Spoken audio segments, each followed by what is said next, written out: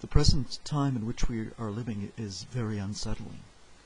Few in the world know that the future of our planet has been predicted up to about the 31st century. This information has been found locked in the book of Revelation, and history is under the control of this program. This program, an historical document, was completed in 97-98 AD and was passed over to John, the last living disciple of Yeshua on the centenary of his birth. Revelation 6:12-17 depicts the first earthquake. And if we read the text there, it says, "And I had beheld when he had opened the sixth seal, and lo, there was a great earthquake. And the sun became black as sackcloth of hair, and the moon became as blood, and the stars of heaven fell unto the earth, even as a fig tree casteth her untimely figs, when she has been shaken by a mighty wind, and the heavens departed as a scroll when it rolled together, and every mountain and island were moved out of their places, and the kings of the earth, and the great men, and the rich men, and the chief captains, and the mighty men, and every bondman, and every free man hid themselves in the dens, and in the rocks, and in the mountains. And they said to the mountains and the rocks, Fall on us, and hide us from him that sitteth on the throne, and from the wrath of the Lamb, for the great day of his wrath is come, and who shall be able to stand it?"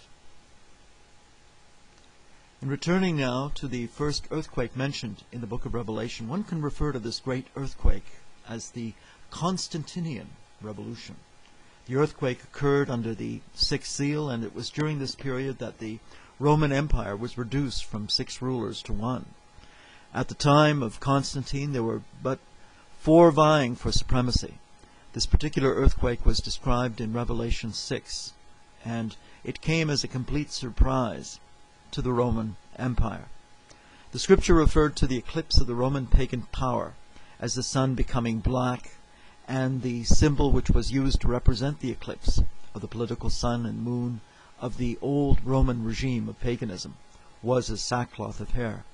The nature of this overthrow was hinted in the scripture, which indicates that the moon became as blood.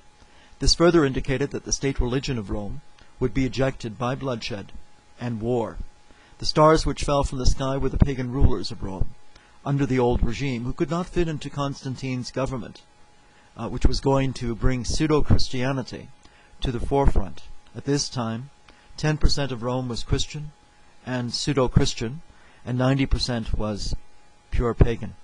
The symbol of the untimely figs, which would be shaken by a mighty wind, indicated that Constantine's successful military victories would effect enormous changes in the Roman Empire.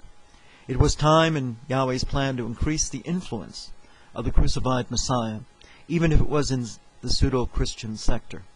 The symbol of the heavens departing as a scroll rolled together indicated the change in the entire pagan political system, involving emperors, princes, rulers, and priests who would suddenly be unemployed or underemployed. The severity of the situation was further exemplified in this section of Revelation, which indicated that every mountain and island would move from their places. This indicated that every sector, no matter how remote, whether it be in Britain or in the Far East or the far west of the Roman Empire, would be affected by these changes.